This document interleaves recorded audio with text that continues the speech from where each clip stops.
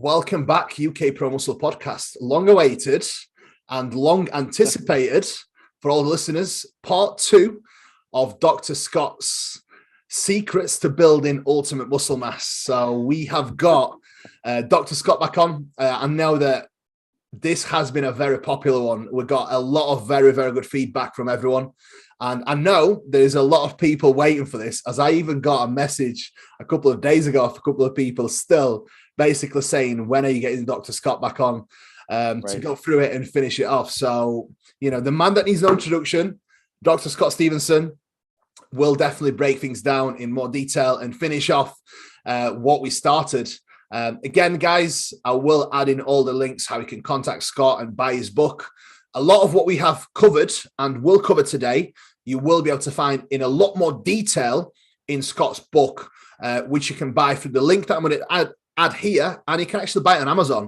Which, you know, for all you lazy people, you know, you can type in Dr. Scott's name, it's going to come up on Amazon. You can get it on Amazon Prime, I'm pretty sure, next day delivery. So you can get on that, guys. So let's get it on, Scott. Let's finish what we started. Let's give people what they want, and let's give people what they need and what they've all been waiting for. It's funny you should call it secrets, because if you say it's a secret, it actually is more enticing. You know, it's like you're creating kind of a placebo effect and expectancy. Like, finally, the secret that, you know, everyone that I've been looking for, the thing that's going to make it easier, I'm just going to explode into new and novel growth like never before. When in reality, like, this is just the basic stuff that everyone needs to be doing. There aren't any secrets. You know, I guess it's all in what you, if you didn't know it, I guess it was a secret to you. But this is the stuff that sometimes it's anti-advertising. If you say, like, what we're going to sell you is just like the icing on the cake, well, you need to do this. It's like, okay, well, then why would I buy your product?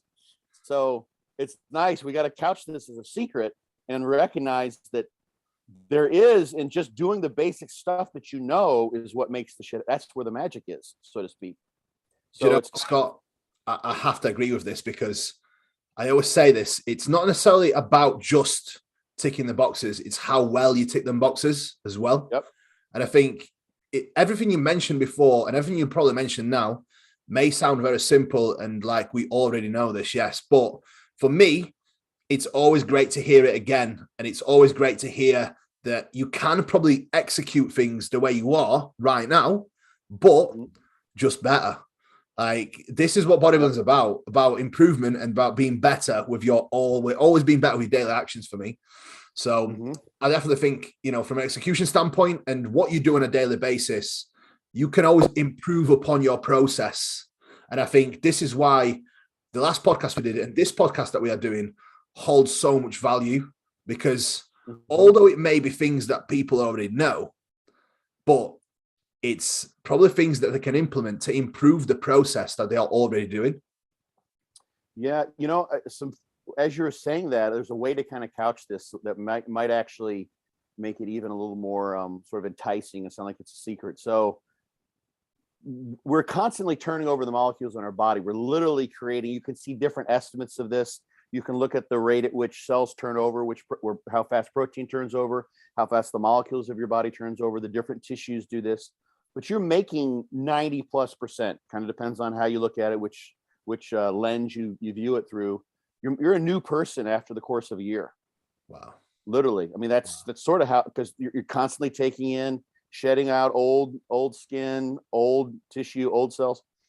And so if you want to make yourself, let's say, 10% better, 20% better over the course of time, and you're recreating yourself every year, then you have an opportunity to literally, if you kind of crunch those numbers in your head, make a new version of you that's 20% better. And in bodybuilding, that is the difference between 10th place and maybe first place. If you want to get 20% more muscle, let's say, that's a huge amount of muscle mass. Literally 5 kilos it could be, depending on the size of the person. So doing these things consistently is super, super important, because let's say you're 80% on and your body has some sort of a set point it wants to pull back to. It doesn't want to hold all this muscle. We're trying to hack the system, you know, to transmit a signal that says this muscle is necessary for this reason. So if you're pushing and pushing and pushing, and you've got a set point that wants to, or a body that wants to fall back to a set point, pushing 80% of the time and being off 20% of the time where you miss meals or you have days where you don't have that caloric excess, you could push and then slide really back really quickly. And some people are probably listening, if we're talking about the context of trying to gain, you know, you push and you push and you push and you're hovering around 100 kilos, let's say, and then you have a day where you just, something happens, you get caught in traffic, you miss a meal, like, oh shit, you're back to 96 kilos in like 2 days. No, like, no. Right. So that's that consistency, and there's gonna be a lot of variability there. But literally, if you consider that just being constantly doing these things consistently, 99% of the time, 100% of the time, versus 80% of the time, especially when you're trying to do something with your body that it may not really want to do, makes all the world of a difference, because you're recreating yourself every year. You're literally a brand new person. You don't see that. Obviously, have the same genetics.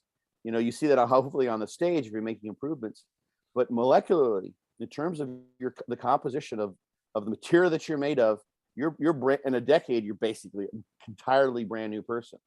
Mate, that's just blew my mind. It's pretty cool when you think about it that way. It really is. That is insane, because like recently, I always think to myself, like, obviously through reading a few books and stuff, it's like, I am the person that I've always wanted to be right now. So instead of talking about it, especially in past year or so, I've taken action to actually be the person that I want to be in every way. So that's just like kind of the way I conduct myself, what I do on a daily basis, and the standards that I hold myself towards. So you actually saying that on a molecular level, you are a different person, a new person. It's like, I've gone through that change over the past 12 months with the way I am as a person. But at the same time, my body's gone through that change as well, which is pretty fucking epic. So I like that. I really like that. You know, I mean, this is a whole other tangent, but you know, the interesting thing about that is, how do we maintain a personality and memories? Like, for instance, every time, and there's different ways you can look at this in terms of prion proteins that are formed. You can look at this in terms of the way the neurons connect with one another. But every time you have a memory, you're literally replaying and then reforming the memory. It's not like simply staying there. You're literally, those neurons connect in a way to give you the perception of the memory that you're recalling at the moment. And then it has to be relearned. You have to sort of lay it back down again. So it's not like a tape where it's it's set there and it just stays, and you just play it and it stays exactly as it once was, an audio recording or a video, let's say. Every time you view it, it has to be laid back down and re-recorded in your body. So that happens with like a lot of your neuronal processes. You're literally, that's how you can work through therapy and work through various ways. You can sort of reprogram your perception of yourself, of the memories that you have. Like when you think of who you are, you know, you're having to conceptualize that, and you're basically recreating that perception every time you have it. This is a function of like, what did I just do? That's a memory that you're recalling and rewriting. So you're literally rewriting your consciousness in a certain way in terms of your memories, and actually what you expect to have happen too, which is something you're visualizing, which is pulling upon memories of how things are when you're in the gym, et cetera, et cetera. You're literally reconstructing your cognitive perception of yourself every time you conceptualize that in your mind. So you can recreate your consciousness, so to speak, or direct it in a way tremendously, because it's happening. This is kind of the hard problem of consciousness. Where does consciousness lies? It in your brain? If you don't have a brain, you probably don't have consciousness. So you can kind of argue it that way, but you're literally reconstructing your brain in terms of the neural circuitry that makes up those memories and those things that lead the perception of who you are every time you process that perception of you. So yeah, you can rechange who you are. You can come out of traumas. You can come out of, you know, a bad funk, like, you know, I'm never going to be successful. I'll never be who I want to be, or this is who I want to be, and I'm going to keep doing that. And the more you keep on having the perception of being on the path of being that person that you want to be, the more that becomes literally a part of who you physically are in terms of the neuronal connections the prion, the various memory structures that are in place. You're literally recreating in a physiological, neurological sense who you are as you work towards recreating yourself in that way, shape, and form. So yeah, it all fits. It all. But being consistent is the big part. Mate, that's giving me goosebumps a little bit. We might as well just call it there, mate, and just leave the podcast there and just wrap it up. That's enough, guys. That's enough. You've had enough secrets, because right now, based off what Scott's just said, we can all just go away and just be whoever the fuck we want to be and be the person that we always wanted to be. Mate, that is... thing is, I kind of mentioned it in a way where, you know, that's what I've done. And you broke it down to say how it actually happens, you know, how it's actually processed, which is amazing. Yeah. That's honestly, do you know what? You breaking this down has literally just blew my mind, because it's something that I've been working on a lot, and I've been able to change the way I think about things and just change the way I am as a person in many ways. It's took a long time, but I've become the person that I aspired to be through the period of time. Right. So it's definitely, you believe in yourself. You believe that you are who you are, that you believe that you're becoming who you want to be. You believe that. Yeah. So you're constantly, you know, rewriting that belief and recreating in your brain that you are that person. Yeah, I've got goosebumps now, mate. I'm just gonna go and train now. That's it. No more podcast, guys. See you later. I'm off to train legs. Done. Yeah, press pause now. If you want to go train, press pause. Go do that shit. Come back. You can play this later. Honestly, I'm wet through here already, and it's cold in my house, so I think that says it all, man. Yeah, mate. That's literally blew my mind, Scott. Seriously, that's some great shit.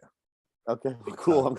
That was unexpected. That's not on our list necessarily. That was a little tangent, but an important one. It doesn't need to be on the list. That should be like the priority. And do you know what? To open the podcast up like this, you know, I think we're in a good spot here, to be honest. Okay, cool.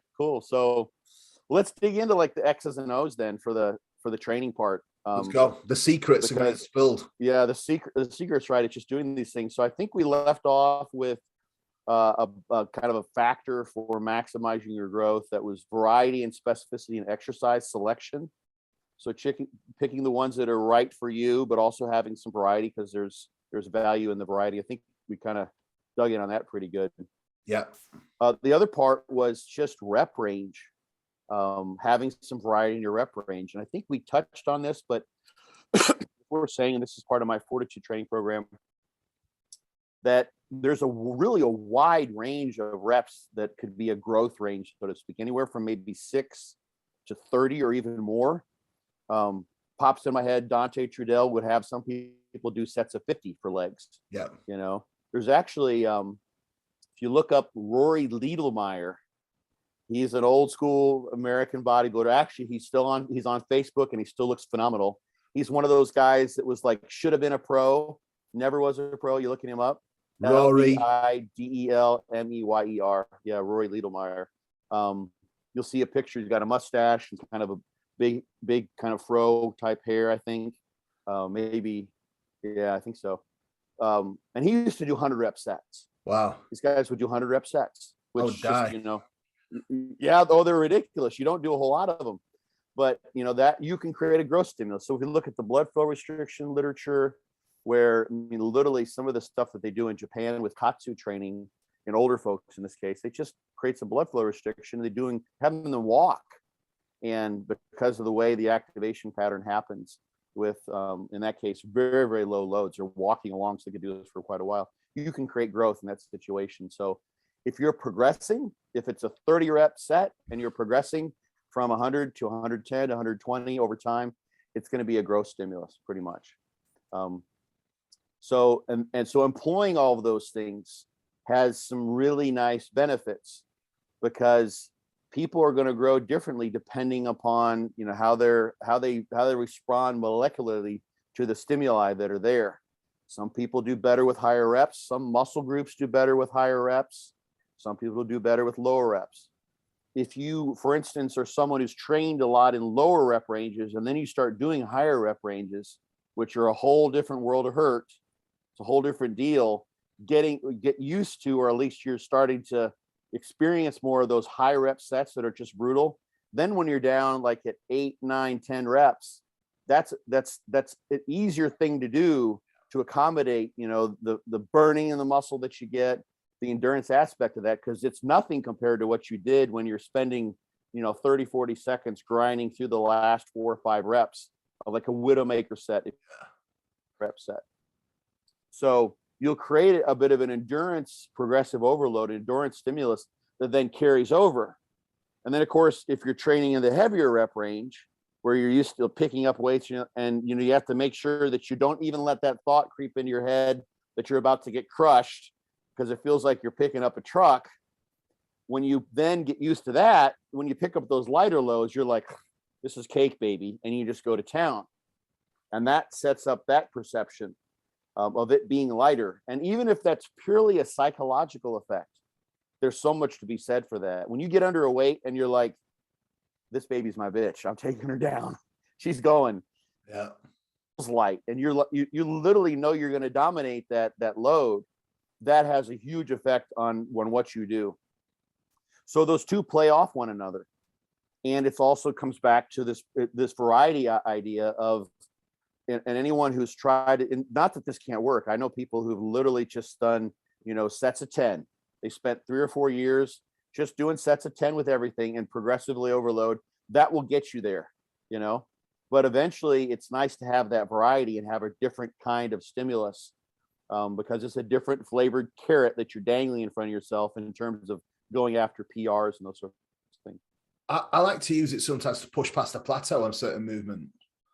Like sometimes if I've been stuck at a certain rep range, a certain load, I would simply sometimes drop the load, work in a higher rep range for that given session, or even increase the load, work in a lower rep range, vice versa, to try and revisit that load again and try and push past that boundary, so to speak. Yes. But it's definitely great. I definitely think that many people undervalue working in different variety of ranges, rep ranges for sure. Yeah, I mean, a common thing, and it's funny because Jordan does this. I've got an old school, like first edition clothing, actually. I've got one of them in black. Yeah, right. I won't bin it. Yeah. A lot of people want to do like the, you know, a heavier set and then a back off set. That's kind of that's, you know, Dante did that with DC training. It's a very typical way to do it. But going the other direction has a nice interplay too, because let's say you do a set of, you know, 12 to 15, and then you go to a heavier set in one of your workouts. So that heavier, you might go from 300 kilos to 250 kilos or what have you, or sorry, 250 kilos to 300 kilos for the lighter and then the heavier set. The next time you come back and you warm up properly, and then you go with that heavier set first, your last recollection of that, the last time you did that, you were pre-fatigued from the lighter set that happened. So, and then of course you've just done the heavy set. When you go to the lighter load, it feels lighter. And if you can just match the reps that you've already done, which is an easier goal, sometimes psychological. A lot of this is psychological trickery, really, I think. You know, we talk about like reps in reserve and people really like training as hard as humanly possible. There's almost always something left. You know, if your life absolutely depended on it, there's almost always something left in the gym. So there's still something there, even with the people that kind of train as hard as humanly possible, where you can eke out a little bit more in those sets. So having this higher rep, lower rep, dangling the carrot in various ways, setting up the log book. So if I do 250 kilos, 300 kilos at one session, and I get 12 and then 8 reps, but come back the next time and flip it around, and I take that heavier load, and now I get 10 reps, and I just match the 12 reps on the lighter load, that's a victory. Yeah. So, and you're going to get that first one because you're not pre-fatigued. And the second one, you just got to match the reps. It's no big deal, and it feels lighter. So you know this interplay because you've done this hundreds, thousands of times when you come back and forth. I love it. So there's just those little nuances that you'll figure out when you've been doing this for a while. It's a way to make constant progress as well. Yeah, absolutely. That's exactly where I'm going. Yep, it's progressive overload. It's new stimulus, so you're constantly getting that new stimulus to be able to obviously grow as well. So yeah, it's a great way. It's a great way of tackling things. Mm-hmm. So that, you know, that's with the same exercise, alternating with workouts. But just having those rep ranges. I mean, I could toss in there 2 set types. This is what I did with fortitude training. There's loading sets, there's muscle rounds, which is a form of cluster sets. Yep. And then there's the pump sets. And those pump sets can take various different configurations. So just having all of those available to you, and some people might want to do, you can even throw intensification techniques in, various things, but just having those variations. One thing that happens there is that you change the activation pattern. So let's say if you do a rest pause set where you keep the load the same, that's different. That has a different stimulus and stress, and the activation pattern needed simply to move that same weight, with the DC style rest pause, let's say, is in one certain way, and maybe you do that. Yeah. For 4 months of your training, and then you decide to go back. Now I'm going to do a triple drop set. Yeah. So I still got 3 failure points, but I'm dropping the load down. That requires, it simply has to, literally, because the loading is different. If your nervous system turned on the exact same way, well, you wouldn't move the weight. It just wouldn't happen. No. It would be. So connecting that in the big picture, one of the things that is novelty of stimulus comes from that activation pattern. If you do a certain barbell easy curls, let's say, and then you switch to doing those with yourself braced against the wall, or you go to a preacher curl machine or what have you, you could be training just as hard, doing the same exercise. That's what your only biceps exercise, let's say, in the example. And then you switch to the new exercise, you'll get sore as hell. Yeah.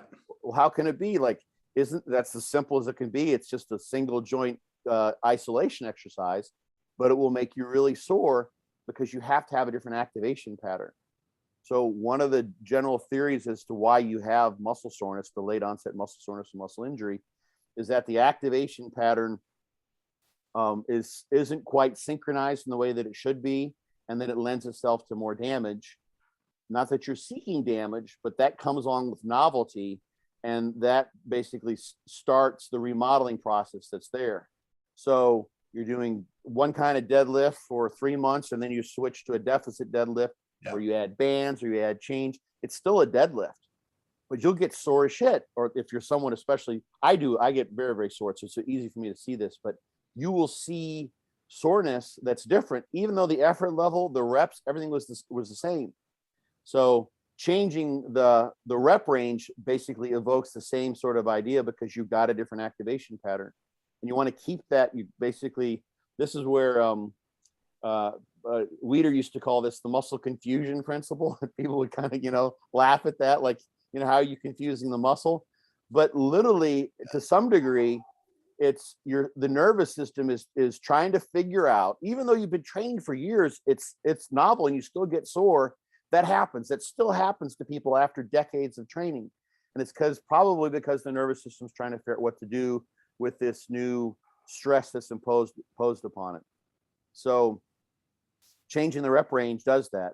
Even you do it regularly or change that up. That's where you could do a linear periodization, where you go for higher reps to a more moderate reps to lower reps and heavier load. All those things invoke a new stimulus, and it provides you new avenues for progressive overload. Yeah. So getting stronger, so to speak, more reps with all those rep ranges is the way to go. Then you're covering all your bases. I love that. Yeah. So that's a really simple idea, but including that can make your training a lot more fun, and it's a way to evoke. Even if you're limited in exercises, just doing doing different rep ranges can create a novel stimulus. So that was 6. Now we're on to basics, dietary basics. So caloric excess. If you're trying to gain weight, we're talking about muscle growth here, you're going to have to eat in some way that supports the growth. Surprising, right. Against contrary belief, contrary belief. It's interesting. I've seen this on occasion. And here's the interesting thing. You think I can connect these dots in various ways. There's actually a kind of a camp in the scientific literature, and they've got a strong case in a certain way that muscle growth really isn't the primary adaptation to resistance exercise. and I talked about this not long ago. I'm doing so many podcasts, they all kind of blend together. But if you look at someone, especially when they're first starting out, and they may double their strength in 6 months or a year, but they certainly haven't doubled their muscle mass. No. They may go from, 30 kilos of muscle mass to 35 kilos. That's a lot. That's 12 pounds of weight. That's 12 pounds of muscle in a year. That's a really good growth rate. So that's, those 5 kilos are, 12, 13, 14% increase in, but they've doubled their strength, maybe even tripled their strength. So the nervous system is a lot of what's going on here. So especially someone who's intermediate and using very good, well thought out, strategically implemented strategies for improving performance in the gym can watch a logbook go up over time and not be making the muscle gains that they could be because they're not supporting that calorically. So the logbook's got to move. You've got to have some form follows function is the way I sort of phrase it. In some way, shape, or form, if you're doing more impressive things in the gym, more reps, heavier weight, more reps with a drop set, more sets, you can talk about, training density, so to speak. Some way, shape, or form, if you're evoking performance adaptations, then you would see some sort of a change in the form of the body, meaning more muscle mass. But you also have if you think about that example with doubling your strength with much more meager increases in muscle mass, if you don't have the caloric, you just need the calories literally to build the muscle. And of course, the proteins, you need the building blocks as well as the energy to drive the construction process. You're not going to go where you're wanting to go. So some people have to be very, very careful of that. There are people that will respond really, really well and get really, really strong. And I've seen this happen before. And this is kind of a hard thing to kind of, it's just something that I've sort of seen in the trenches, is that you want to actually avoid that situation where you're making really good strength gains and not eating enough to support the muscle mass, because that's an opportunity right there. And you want what can sometimes happen, and this is a really common phenomenon, is people will start changing their form a little bit, their rep tempo will go up, they'll get a little more sloppy. I'm very, very guilty of this.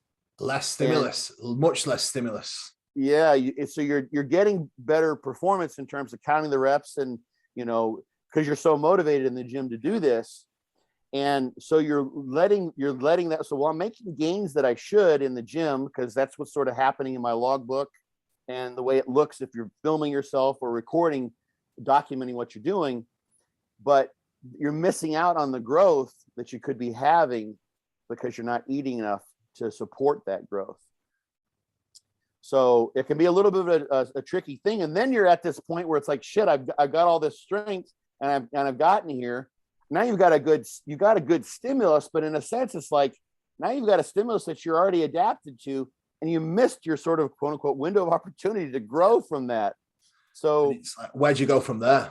Yeah. And right. It's exactly. We have to obviously bring your form back down, sort of restart the logbook, slow your reps down, nail your tempo, all those sorts of things.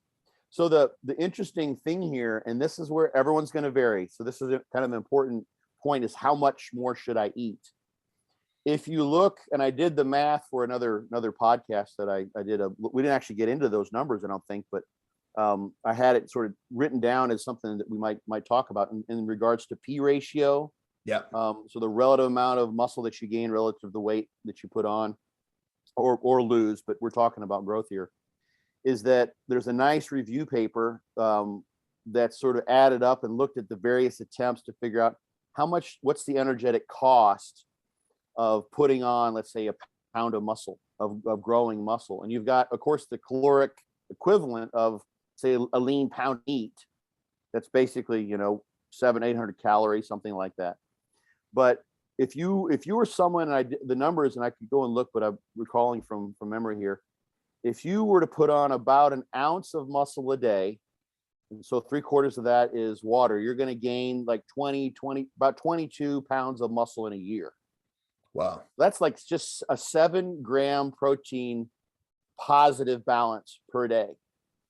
That's tremendous rate of growth. You're growing like a weed. That's like, break the internet level transformations. Like, holy fuck. Like, wow, yeah, like exactly, transformational. So that's not a lot of calories. That's just getting the protein in there. But in order to support that growth process at that rate, it's about a 500 calorie a day excess. That's the requirement for that, let's say. So you would need to meet your caloric needs otherwise, and then have another 500 calories available to support that growth process, even though it only takes a very minimal amount of protein. So the thing there is then it's like, well, okay, so I'll just throw in a 500 calorie a day excess. But if you just did that and you assume that you're going to just grow muscle that way, then you're presuming that all of those calories go right to muscle mass. Yeah. Well, that's not how it works, unfortunately. That gaining muscle means you gain some fat along the way. Wish we did. And, yeah, which is okay. You know, that's as long as you can hold the muscle mass and drop the fat afterwards, which is normally the goal. But everyone is going to grow at different rates. And this is where that, you know, this would be a totally entire podcast worth of topic to cover. But that P ratio idea is that there's some sort of sweet spot for each person where they're going to have a better ratio of muscle mass gain to total body weight gain. So less fat, more muscle when they're leaner at 12% or when they're a little bit heavier at 18%. And the thought that I haven't seen addressed so much in this regard is people are looking for like the magic number that, you know, would kind of fit everyone. In my mind, the magic number, if there is such a thing, there probably is some optimal for everyone. Somewhere is going to be probably something that's relative to that person's set point. So some people just normally are a little bit heftier. They're a little bit bigger. Yeah. They just carry more body fat. So for them, you know, if they try to get down to, let's say 9% body fat, or a woman like, you know, 12%, that's really lean. That might be a place where their body really wants to put on body fat.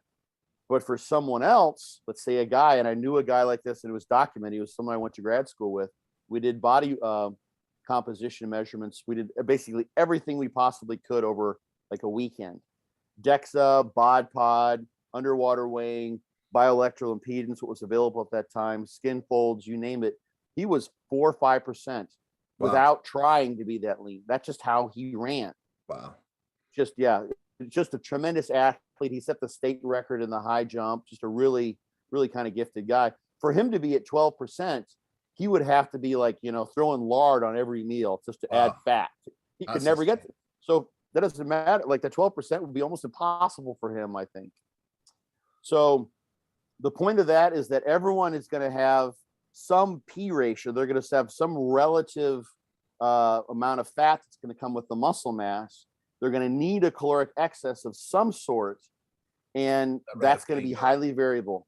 Some people grow really well from the weight training, so the stimulus turns on all those processes, and they just gain muscle predominantly. Other people maybe not. So what you'll have to do is monitor those things, strength and performance in the gym being one thing. Some measurement of body composition can be helpful. I like to suggest people try to get a DEX if they can now and again. You can create your own sort of algorithm or your own prediction equation from skin folds that you do at home with, you know, skin folds just measured wherever you can conveniently measure them, where you hold fat. So you can say, okay, when I do my home skin folds and they add to 30, I got a DEX on that same day and it told me I was at 12%. Yeah. And then I was off season and the DEX told me I was 18% and my skin folds were 45. And then when I dieted down for my show and the DEX told me I was 5%, my skin folds were 13. Now you have a number, you have a prediction equation you can use.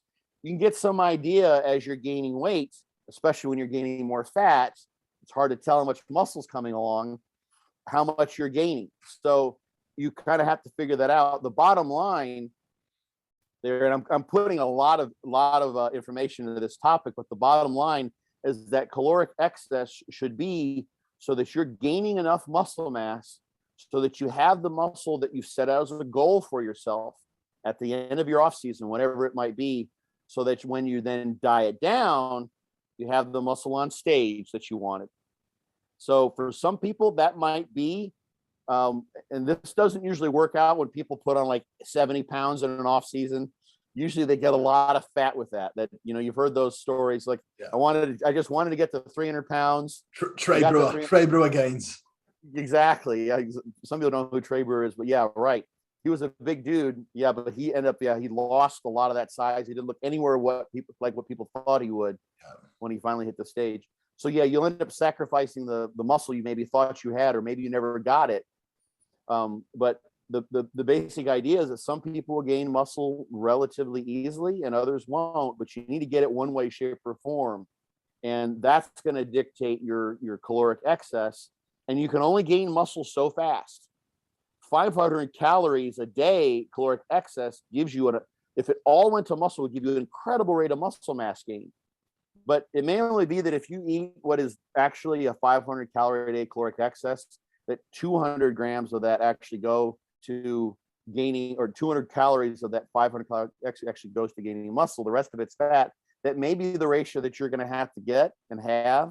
And then you're going to have a longer diet and be very careful with your caloric deficit, so you hold that muscle and don't eat away at it as you come down. So that's the art, so to speak, of off-season caloric excess.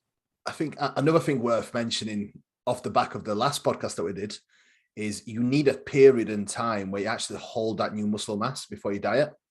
Right. So it doesn't all we're seeing it all the time though. People reach almost peak levels of muscularity, and then all of a sudden they go straight into a diet. Right. And it just ends up just withering away from them. So I definitely think that that's a great point to make. You can only gain so much muscle mass, but then you need time to almost sit there, solidify it before you move into a deficit. Would you definitely agree with that as well? And when you do try and solidify that muscle, do not go in a deficit. Still try and eat in either maintenance or a surplus. Right. Depending on the person and their genetics, it can be, and some of this is probably water too, but it can be they get to, let's say, 250 pounds and they hold that, let's say, for 5 months. Yeah. It can be that they actually have some kind of a partitioning like effect where they actually lose some body fat because their body fat so far beyond where their body wants to hold that. You'll see that in more advanced guys, which typically are more genetically elite, so to speak, folks who just naturally want to hold a lower level of body fat. So maybe you get to 250 and then you just kind of try to stay there, and you actually end up dropping some body fat along the way. And it just getting better. Yeah. So that can happen. PEDs are a whole other ball game there. Continue. One second, Scott. I'll let you continue 1 second. All right. So I'll just run this on my own. So the next topic is diet in terms of, and I have this, I have a nutritional hierarchy of importance. I think this is on my Instagram, so people can see this is from my Be Your Own Bodybuilding Coach book, and it sort of like sets into place the level of importance of the big picture, all down to the finer details. So all those finer details are things that do make sense once you have the caloric excess in place, once you have the protein in place, a gram per pound being a good place to start. Excess protein is not going to be a problem for the most part. All good? All good. Okay, good. I was just rambling on. So we're moving on to number 8. Yep. And I just listed there all the sort of kind of some of the basic secondary things which could play a bigger or smaller role depending on the person. So things like, having your micronutrients in order. A multivitamin is not a bad idea. It's not necessarily that you might absolutely going to need, but not a bad idea to have that. Nutrient timing. I've seen situations sometimes where people are so worried about nutrient timing and protein pacing, and for instance, like making sure they get exactly 30 grams of protein, and they get stuck somewhere and they can't like eat that specific meal with those. So they just like skip the meal or something like that because they can't fit it into their exactly how it should be. And it's like, no, first things first, you need the calories. So even if you have to, eat something that you would never want to eat otherwise, carry yourself over. And those are those little things that add up. If you think about like literally, you're pushing in the off season against the resistance that's coming back at you of your body wanting to go back to a lower body weight and lose that muscle mass. If you go and you're pushing and pushing and pushing, every meal is a push, and all of a sudden you take a meal where you let go, boom, everything can go back, and you can literally set yourself back. You won't see it necessarily right then and there, but if you miss 3 or 4 meals in a week, that can make all the difference in terms of progress over the long haul, depending on how much your body resists that progressive movement upwards in weight and muscle mass. Yeah. So GI health, I guess that's probably the biggest thing that I think nowadays it's much more understood. But back in the old school days, it was just like eat, and just, regardless of the gas, regardless of the bloating, some of which is just going to come along for the ride. When you're really pushing your GI beyond what it wants to do. I think a great so there's a great point that you made with macronutrients, because this off season, especially post show, I've actually got an app on my phone. It's called the Chronometer app. Okay. Basically, you type all the foods in, and it comes up with all the macronutrients, whether you're matching them from your foods that you're eating or not. And it's amazing because it's like it will literally tell you that you're not eating enough of certain foods that you need in your diet to match all your macronutrient needs. Interesting. So it takes the foods you put in and then says, eat more of this food that you're already eating. Breaks down the whole macronutrients that you need for the day. So in past, I'd always neglect eating veggies and eating colorful veg as well. Is it giving the micronutrients or the macros? And macronutrients, it breaks down the macronutrients. So from your diet, so it's an app. Protein, fat. Yeah, okay. So it's an app where you input your food. It breaks down your protein, carbs, and fats, but on top of that, it still breaks down your actual macronutrients as well that you're eating. So all your calcium, vitamin C, everything. Those are the micronutrients. Those are the micros. That's why I asked. Yeah. Yes. The vitamins and minerals, those are micronutrients. Yeah, everything. Yeah, macronutrients, not macronutrients. Sorry. Okay. That's just me. That's just me talking too quick. So basically, you type all your foods in there, and I actually got it in front of me now, and it breaks down everything into, like, I'm not sure if you can see it, but like, you could probably link the app maybe. I'll probably put a link in there, but it's unbelievable. It breaks down everything. So in past, I always just neglect a lot of the veg, really, and I used to just plain chicken and rice. And I definitely think that it made an impact with my appetite actually being worse and my GI function being worse. So now, pretty much with every single meal, I make like a ratatouille where I put courgette, spinach, peppers, mushrooms. What else in there? Scott, there's everything in there. Carrots as well. Right. I spiralize them and make like little strings from them. So like almost like spaghetti out of them. And I cook it all in a pan. And I basically divide this into every single meal that I have now. Oh, nice.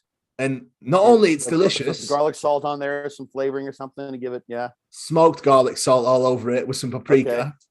Yeah, all right. It tastes unbelievable. So not only I'm getting everything that I need from the foods and all the benefits from actually adding those veggies in, and colorful veg as well, but it makes all my meals taste so much better as well. So, and you know what? I can almost feel the difference with just the way I feel, my energy. Like being 5 weeks post show now, sitting 18 pounds above stage weight, I feel good. And I've never felt this good. I bet, yeah. And then I've never felt this good being post show at this point. And normally I'm a lot fatter post show at this point as well. So I definitely think that's something to consider for people that do not eat enough veg, or people that don't like veg. There is ways to get all your veggies in and make them taste nice. I'll send you a picture after what it actually looks like, mate. It's unbelievable. What I've actually done today as well is I've added some curry powder into it as well. Scott, honestly, mate, it's you can tell I'm still really hungry because I love spinach. I love spinach, mushrooms, and peppers and courgette. Yeah. That's weird. Right.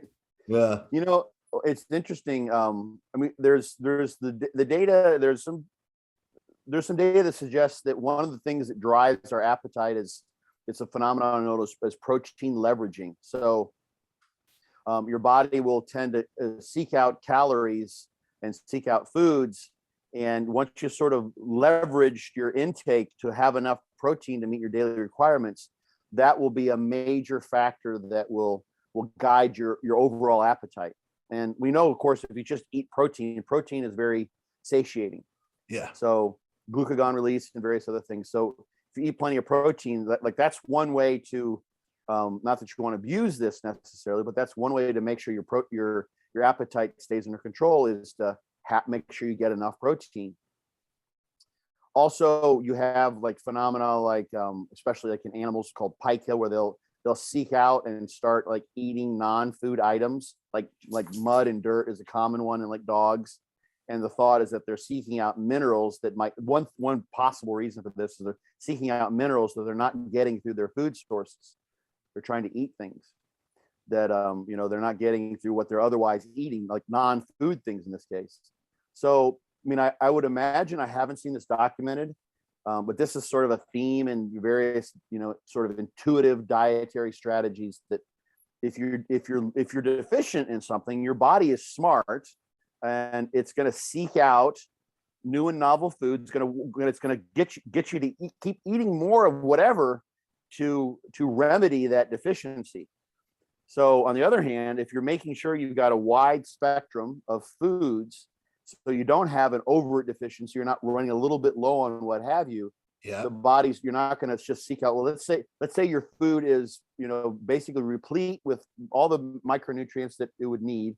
And the USRDA doesn't necessarily tell us exactly what the body's there. Those are just based on rough guidelines. Essentially, well, if you go back and look, and you can look at each of the vitamins and minerals, there's usually some form of overt disease that's connected with the deficiency there. Yeah. So scurvy with vitamin C is the one that many people know about. So the RDAs were based on prevention of disease, not necessarily optimizing per se. And so if you were eating your food sources that were deficient, but give you some amount of, let's say, a very important vitamin, or that your body can't produce, by definition, it's a vitamin, something you can't produce in your body. Animals produce vitamin C, many of them do, but we don't. We lost that ability at some point in time in our evolution. You're going to eat more of those foods to make up that deficiency. You're going to have maybe a caloric excess way beyond what you really need calorically, just because your body is seeking out that missing ingredient, that deficient micronutrient in this case.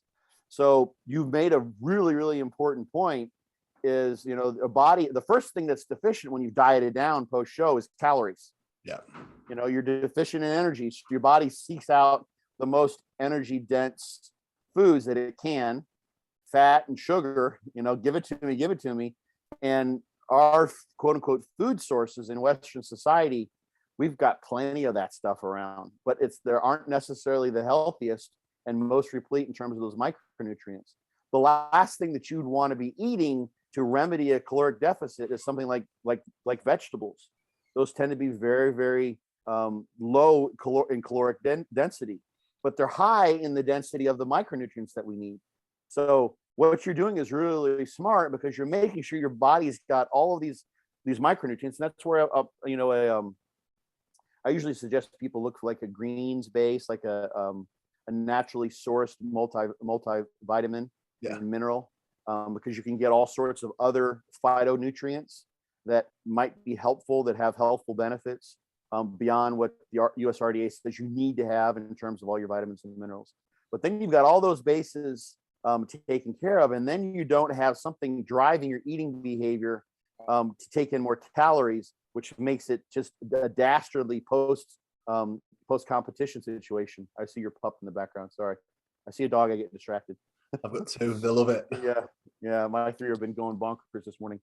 So that's a very, very smart thing to have in place, and also going to help fiber. We undereat fiber in Western society pretty poorly. So fiber is very filling. It slows your GI. That's going to have an impact on your hunger. So there's a whole, that's why it's the first main chapter in my book is the post-contest period, because that's where people okay, I did what I wanted to do. And now it's like you lose your structure. You just go out and people start eating like an asshole. You don't have any goals to keep you in line with what you're trying to do next. And it can be very, you can undo a 3 or 4 month contest diet in 2 weeks of eating really poorly. I always say it, your post-show is more important than prep. Yeah, it needs to be kind of part of what you have in mind. It's like, so we got 4 months to the show, and we've got 6 months that we're gonna, to deal with here, and then we would go after those 2 months post-show into what we might call the off season. But those months are very, very important. Especially, we can kind of contextualize this with what we just talked about with caloric excesses. That's where you can only grow muscle so fast, but it's easy to take in those calories. Those extra ones are going to go where we don't want them. So that's a very fine line to walk. And the thing is that it can be so much fun. Like I think you're experiencing now post show, because you're adding food back in, you're getting like kind of cheat meals or caloric excess meals. I usually use a nutrient timing approach and put those, after you've trained, when it makes the most sense to have the calories to support the growth you just stimulated. So it's so much easier than what you just went through and trying to drop the fat. Yeah. And you're making gains in the gym as opposed to just trying to keep your reps somewhere close to where they once were.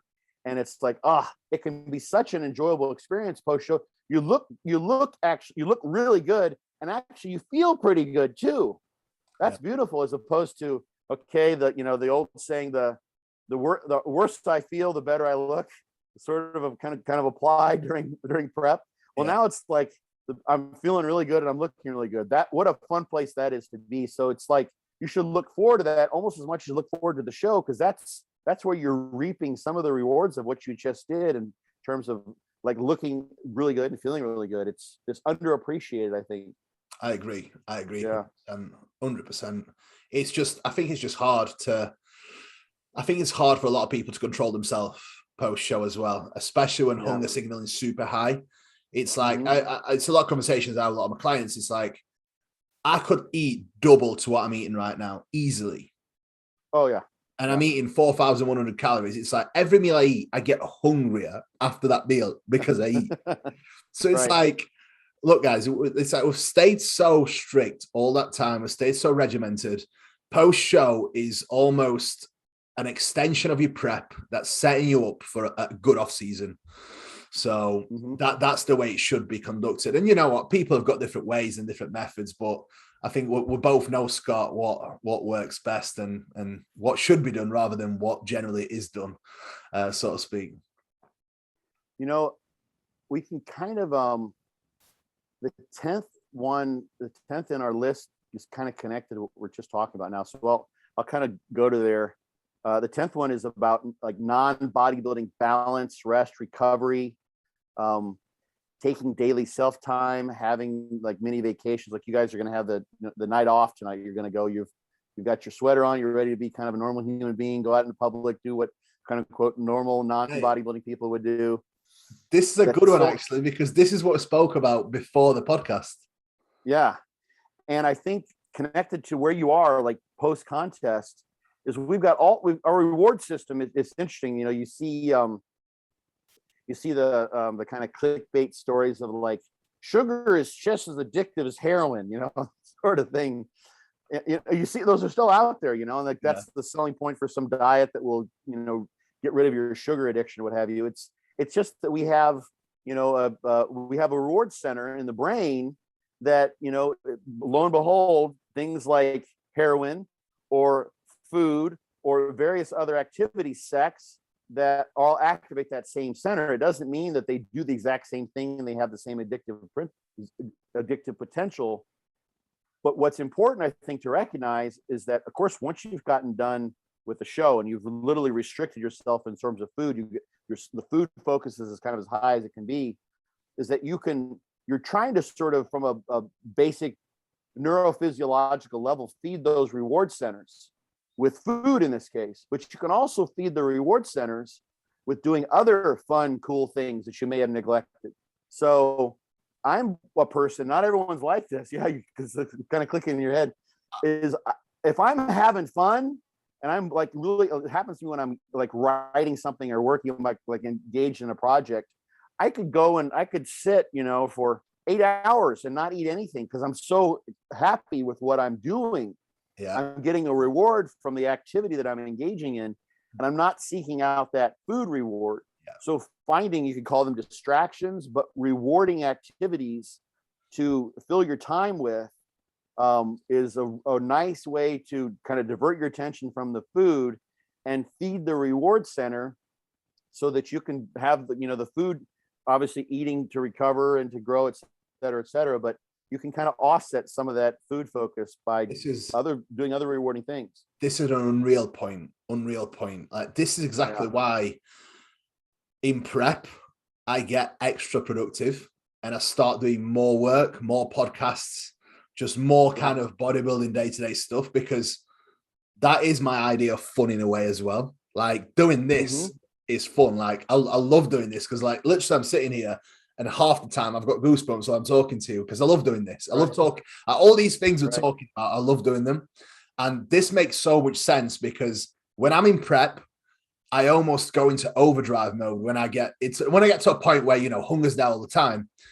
I almost start filling in my days with stuff like this that obviously almost rewarding. But I think post-show, that's equally as important, because it's like myself and Meg have made like points post-show where on a rest day, we do something away from the gym, something that's fun and something more for us as well. That's kind of going to take us away from work and take us away from doing what we do on a normal daily basis. And that's actually had a positive impact on being able to commit to a post-show diet. But at the same time, it's not only had a positive impact on that, but it's increased our productivity through having that breakaway. And it's almost made everything else better. It's made our training sessions better. It's made our food relationship better. It's made our relationship better. So in essence, it's kind of drove everything forward by taking that step away and having a little bit of downtime and us time, which doesn't necessarily have to be rolled around food. It's more like activities.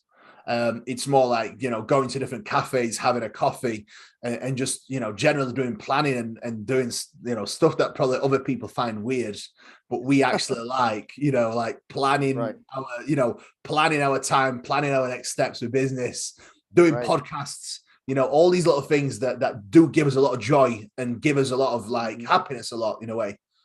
There's a lot of thoughts going around through my head as you're speaking, you're conjuring things. There's an interesting thing, if you look, and I'm no expert here, but if you look at the neurophysiology of the reward system, it's the anticipation of those rewards which lights up those reward centers. Yeah.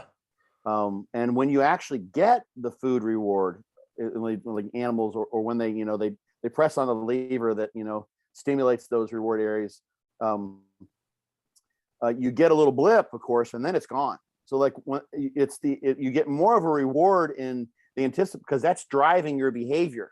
Mate. So the planning of these things, the anticipation of these things, is very, very important. And there's an aspect, there's an aspect of prep and bodybuilding that's all about delayed gratification.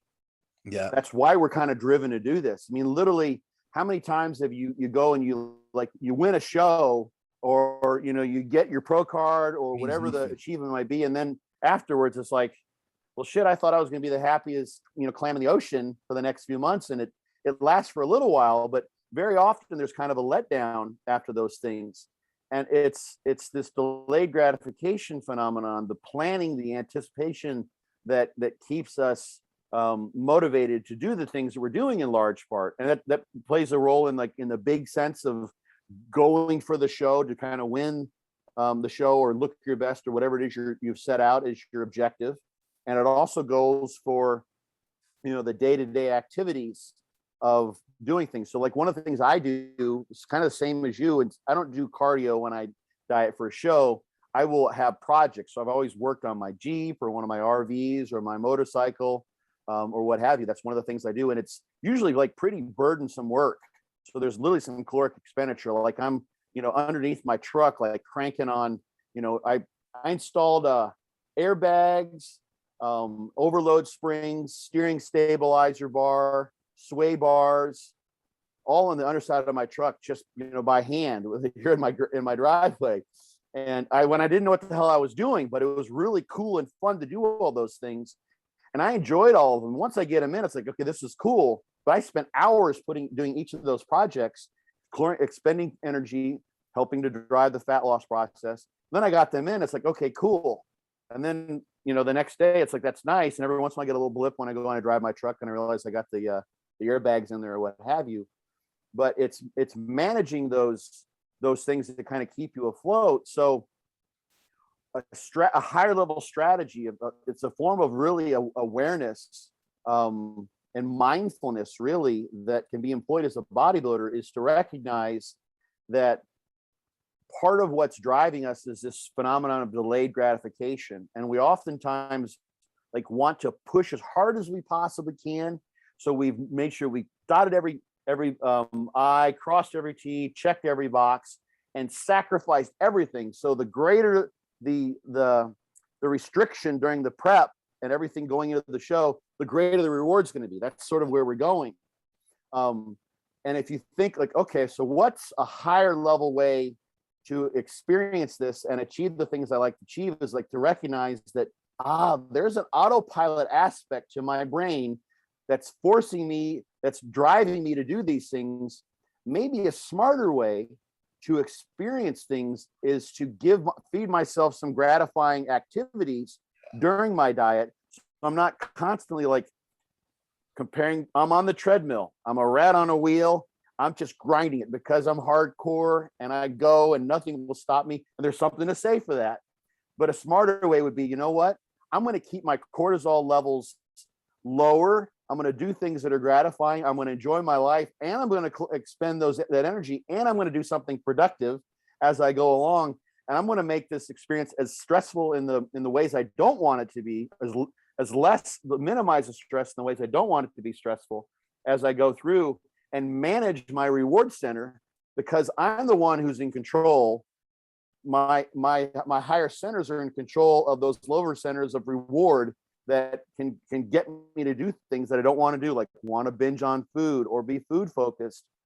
I can just choose another activity, there's my reward center. I see you're telling me I need to eat some shit. I need to go have a jar of peanut butter. Nope, I'm going to go walk my dogs, and we're going to have a blast because we're going to go to the park, which they love.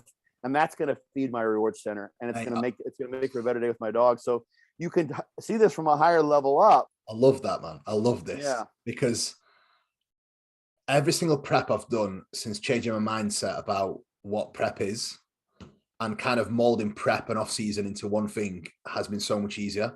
Because for me, achieving things now and achieving goals and even the actual show, it doesn't mean much. It hardly means nothing in comparison to the process behind it.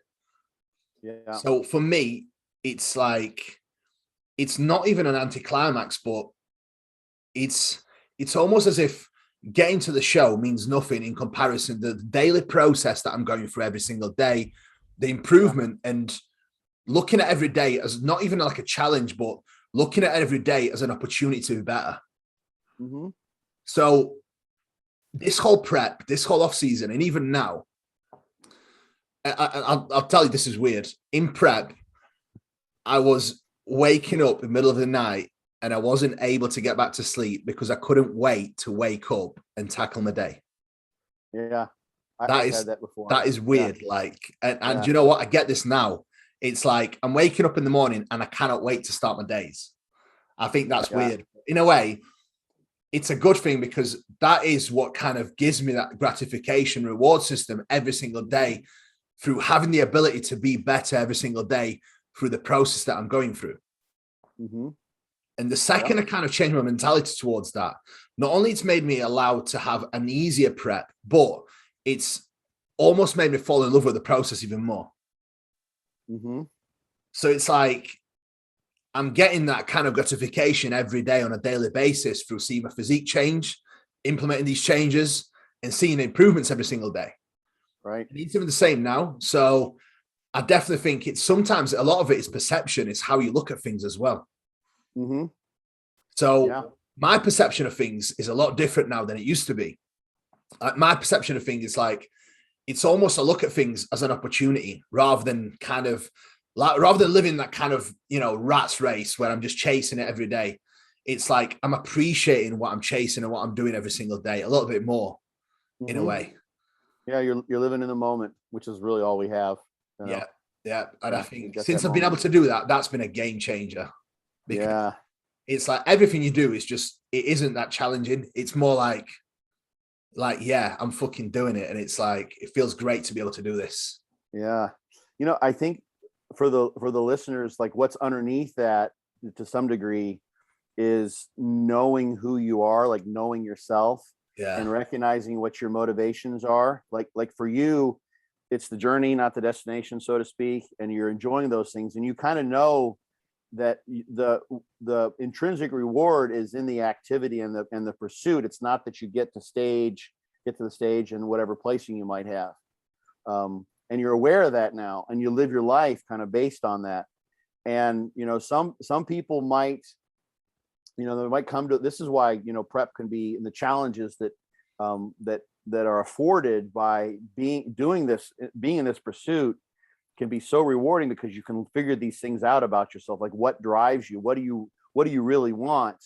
And let's say someone has an experience, and I've seen this happen quite a few times, and someone goes and they diet down, and, you know, they place really well in a show. And, you know, so then it's like, okay, so you won this show, but did it really change your life? No. Did it, like, what did it actually do? And then what were you hoping? Like, what sort of fulfillment or acknowledgement or sense of self were you looking for? You may realize, you know what, you know, there's something about me that doesn't love myself the way I maybe should. And I was hoping that I was going to get some external confirmation of how great I look or how good I am or what have you. And I did that, and it happened for a day. And then I went back, you know, the next week, and, like, you know, then it's the next show. Like, I'm gone. I'm on Instagram star for 2 days, and then I'm gone, or I'm sort of a hero in my local community, and then I'm gone. And that's a beautiful thing to realize, you know what, gosh, that was what was driving me to do all those things. And I can just experience the love for myself or knew who I am without having to go through the prep in that way. Or I can continue to prep and just enjoy the experience and realize that, you know, that golden chalice, that grail at the end of the show isn't what I'm thinking it's going to be. And instead I can just enjoy the day to day and the learning process and everything else. Yeah. So yeah, there's, and that's just kind of, you figure yourself out as you go along with experience. You know, it's like, okay, the show isn't really that big of a deal to me. I know this. So I'm not going to have an expectation that it's going to be this life-changing event necessarily. Sometimes those things can be, but absolutely. Yeah. I think I'm definitely just sharing more of like my experience and like what what prep does to me. It's definitely a little bit different. This is why I kind of try and mold the prep and off season into one. And like the only thing that changes really is like the goal. The goal just changes. Like, I'm gaining weight now I'm losing weight, but all the other variables pretty much stay the same, which is nice. Yeah, that's that consistency, man. You know, you stay on it. Yeah. So so that was the 10th one, was like having that balance in there and that recovery as a person needs. Some people, it's funny, you know, like you can look, some people are like, I've got, like, one of my archetypes is kind of the ragged professor. Like, I've got stuff all over the place. My mind like kind of jumps around a little bit. I don't think I have ADD, but I really enjoy tackling higher level processes and conceptualizing things that are difficult to kind of consolidate in my brain. I enjoy being challenged psychologically, mentally, intellectually. So I have stuff all over the place. I think every podcast I watch with you, and even with these podcasts that I did, it's like you just bring so much value with all the different things you say. Yeah. It's like unexpectedly, like even last podcast you blew my mind, and even this podcast you blew my mind straight away within the first 2 minutes. So I think that's the beauty of it, mate. I love it. It's mint. Well, that reflects you to a large part. I've always noticed that the best podcasts come when the best questions are being asked, or I play off the insights and the mindset of the person doing the interview. So it's that's reflecting you as much as it is me. Yeah. So, but the thing I was going towards there is that, and some people they're neat freaks. They have to have things completely organized, and they really want high structure.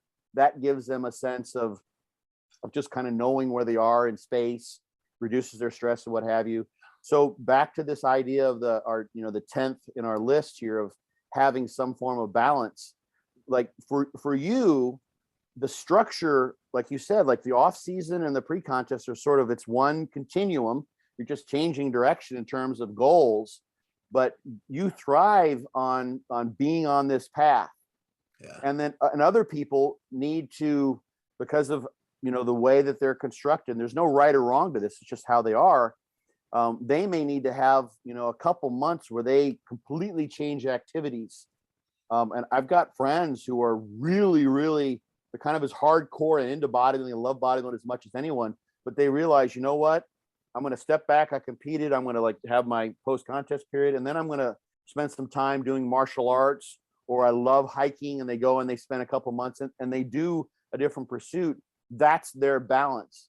And if they tried to stay sort of on the grind, so to speak, for them, it would basically dissolve their love for the endeavor. They just wouldn't want to do it so much anymore. So everyone's got to kind of find that and figure out how that works for them, because that's going to be, you're going to just burn out if you try to do something that doesn't really doesn't match with the way that you interact with this activity. Because it is very, in order to especially push your limits of progress, it has to be a very single-minded, focused endeavor. And if you can't do that necessarily, and for some people, that's really the best way to make progress, is to not be so single-minded. Like Ronnie Coleman used to, like, he ended up kind of, run down here, but he took like 2 months off after the shows. John Meadows, rest in peace. John would take a month or so off after he competed and not train, actually would lose weight because he didn't have a big appetite.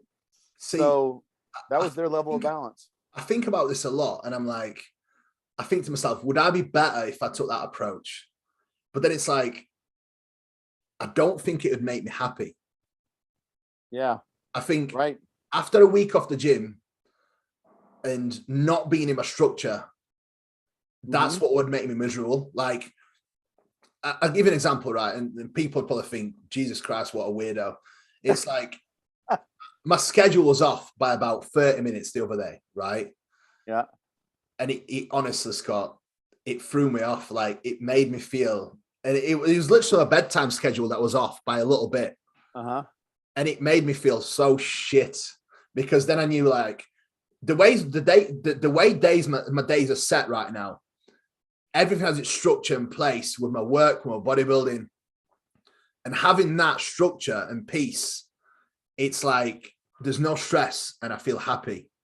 And like that 30-40 minutes, knowing that I'll get 30-40 minutes less sleep, and I'll probably feel a bit more cranky in the morning, and I'll not be able to perform as well with my work and more training. It was almost like end of the world. I was like, oh no, so I think to myself, would I benefit from that being the way I am? I don't think I would. I think it'd make me miserable. And I think, because I've been this way since I was a kid, even when I was boxing at quite a decent level, like, I'd have to be in the gym every day. Right. Even when I needed to rest, like, I'd have to be in the gym every day, because when I wasn't, I just wasn't happy. And it almost felt like I'm not getting fulfilled. Does that make sense? Yeah. Yeah. There's lots of ways to look at this.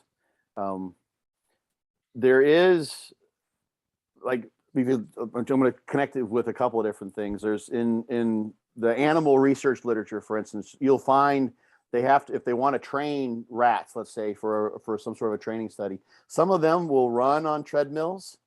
And what they usually do with the treadmills is they have a little shock grid at the bottom that keeps them running. So some of them will get on the treadmill and they'll keep running because they don't want to get shocked. And they just run. And eventually they don't even need the shocker there anymore. The animals just learn to run. They can actually create animals that have exercise addictions. They'll just keep going. That's just kind of built into the way they're neurologically put together. And then there's some that will just, like, get on the shock grid. They'd rather sit there and be shocked than run. they'd rather do that. So there's variation in like the amount of activity and the movement that some people just have to just sort of keep the balance in their brains and in their bodies. And in Chinese medicine, movement moves the liver qi, which is very important. And most of us, I don't want to go off too much into Chinese medicine, but liver qi is very, very important for your mental state. If the liver qi is blocked, you'll tend to be depressed, or you can get very, very angry. So anytime you have an unfulfilled desire, like something that you wish were different than how it is, that blocks your liver qi.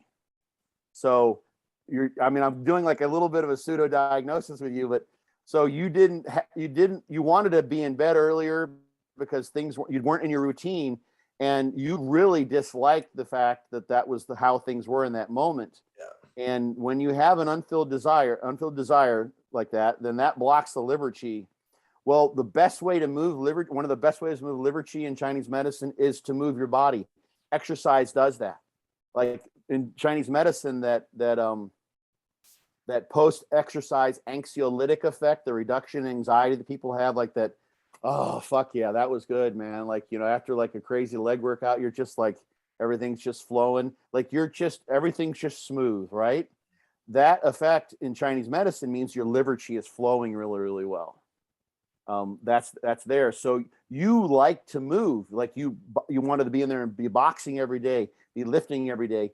You have a natural inclination for wanting to having liver qi moving, and yours tends to get stuck pretty easily. If you get out of your flow, yeah, and I use that word intentionally, something isn't on the schedule, your liver qi gets, you're like, fuck, motherfucker, like, oh, shit, I would need to get to bed. And the thing that you can do is, of course, step back and say, well, that's how it is, but getting upset about it probably doesn't make it any better. It just makes me more upset, and that's something, that maybe time and wisdom will bring to you. But it makes sense. Like everyone's got it's a spectrum. Definitely makes a lot of sense, because the only time in life I ever feel down and I don't feel good is when I'm not moving, when I'm not moving forward, when I'm not making progress in one way or another. Right. That's the only time in life where I feel miserable. Yeah. So that makes a lot of sense, because for me, I am the happiest when I'm making most progress. When I'm in my own groove, when I'm moving forward, and when I'm making progress, that is when I'm happiest.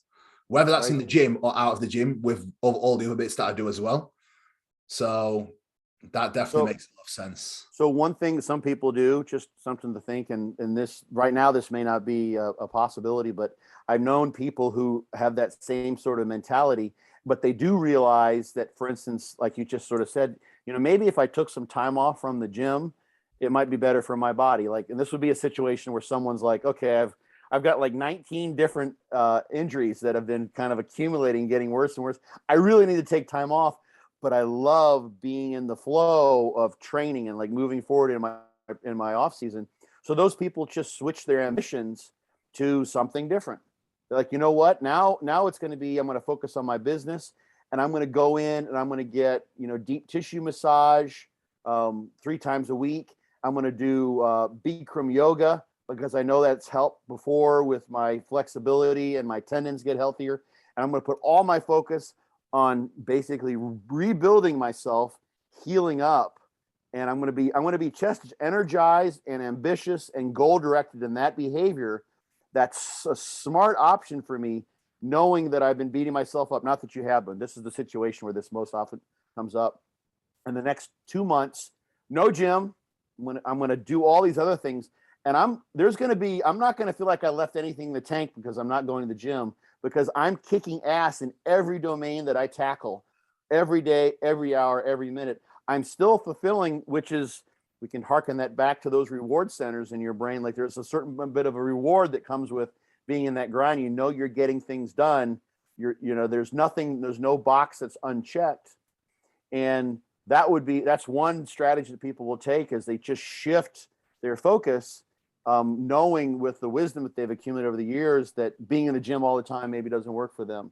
Yeah. So they just, and this is what people, this happens all the time when athletes retire.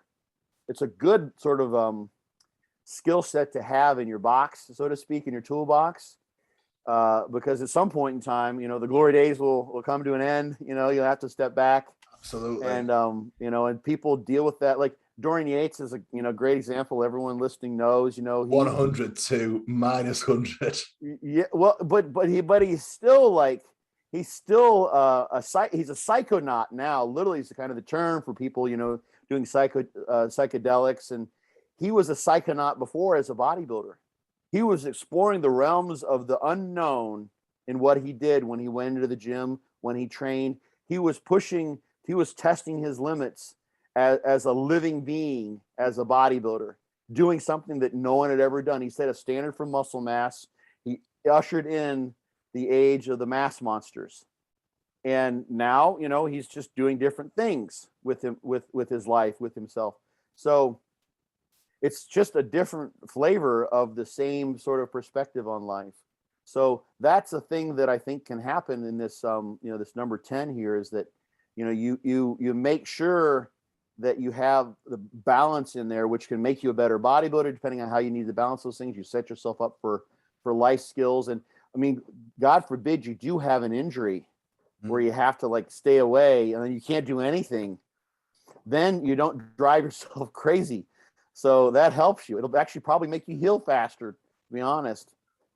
So lots of stuff to be said and figuring out how to do that one. Yeah, to be fair, but everyone, I don't think I struggle with it. I think that there's always things that I can focus on, like either coaching or obviously the gyms, etc. There's a lot of things in my life that kind of pull me to that side as well. So this is why my days are so structured, because if they wasn't, I wouldn't be able to devote myself towards this as efficiently because there's all these things that I do need to get done in my day. Does that make sense? Yes. Because I've got my responsibilities with the gym that I have, and I've got my responsibilities with my coaching. If that isn't regimented in my days as well, then my training will suffer, and then my other work will suffer. So my days have to be almost like a mirror image with the set structure, so I can give enough to my coaching, I can give enough to my gym, and planning for the other gym as well. So there's a lot that I get pulled away as well. Do you know what I mean? There was his name was Jack Wilmore. I think Jack may have he's retired for sure. He wrote some of the early exercise physiology books. He was sort of like, he would be like in the, you know, the front hallway of the exercise physiology Hall of Fame. And he was this is when I was doing my master's degree, and people asked him, like, how do you do so much? Because he's writing books and, you know, publishing, and, you know, he had military contracts, or doing so much. And he said, it's just a matter of being organized. You just have to, if you have the organization, you can make it all happen. Yeah. And I remember that, you know, because the guy was doing so many things. And to make all that happen, you have to have that structure built in. You have to be there. So you're right, in order to like be a little bit like wary of losing that structure, because if you do, then, you know, like everything's built upon that. It's kind of like, you know, that's the scaffolding for all those pieces of your life that are important to you. And when the structure starts to fall, then everything will crumble together. So it makes sense. Absolutely. But yeah, some of those things about, you know, that I would say, well, those for kind of for others that are listening, trying to figure out, like, you know, how do I do? Because I was just being selfish. I was just being selfish to try and get something out of you. Do you know? Yeah, right. Yeah, it's all good. It's all good. Yeah, so many people don't know, like, you don't see, sometimes you do. Some people do a really nice job of showing the other side of when they're not grinding in the gym, but still the general thing that you see sort of through social media and the perception is that, you know, bodybuilding is all about being, you know, very, very stoic and Spartan in your approach.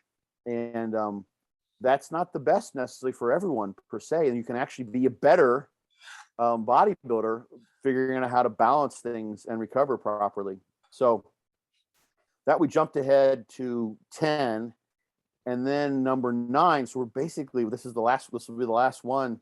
This is sort of the icing on the cake. So if you have all those things working as they should, you've got your mojo going in terms of your structure, training, all the things we talked about, that's when then adding supplementation, PEDs, ergogenic aids, sleep aids, etc., nootropics even, that's when those things can all make a difference, because you know what you're so organized and so aware of what's going on.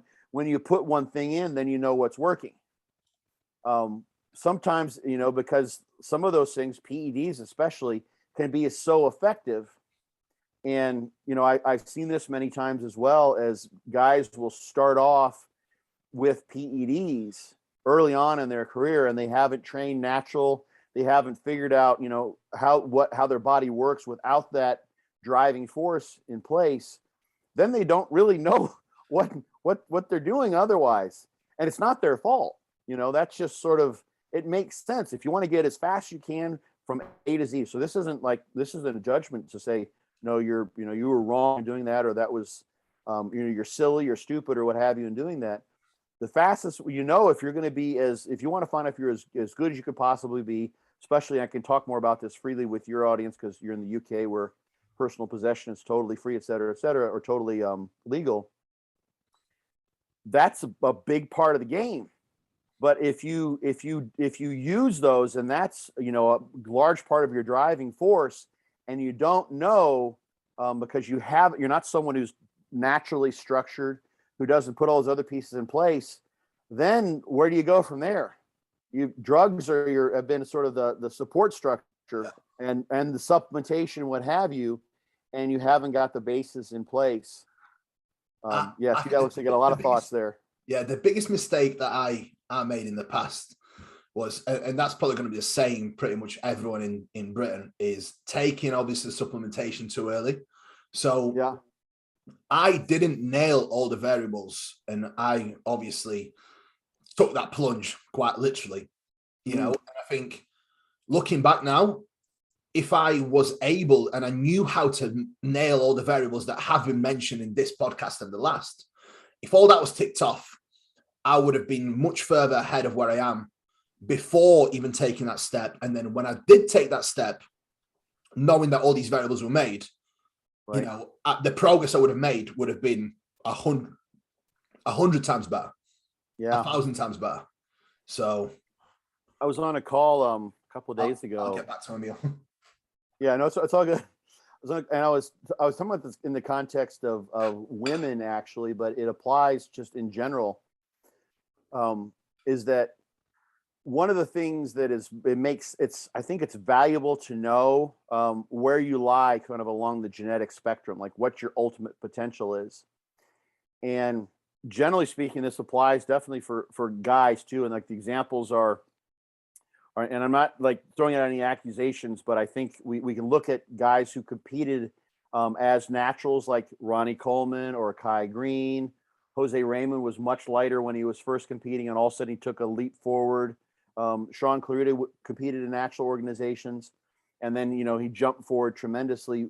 And it seems like there's a pattern that may apply to some of those folks where they were competing clean or pretty, naturally. And then they added that, and they were genetic elite when they're competing clean, when they're natural athletes, or at least initially.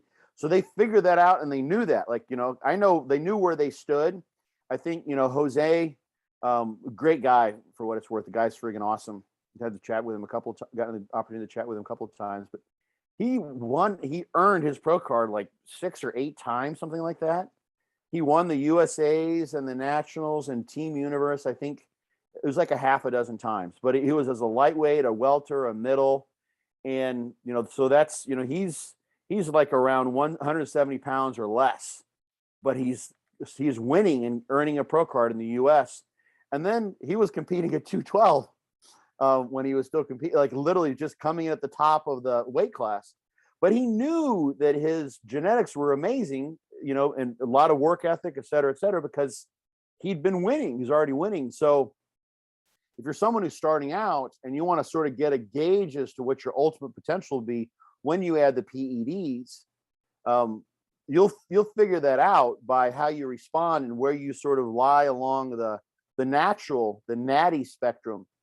You're going to end up kind of at the same spot. And the question that's always asked is like, what if there were no PEDs in bodybuilding? Who would be winning? It's like, probably you'd see the same kind of guys would be winning. Like there might be there's some differences in responsiveness, but a lot of those molecular pathways that are involved with growing from training and eating and everything else, those overlap with the pathways that are turned on with gear.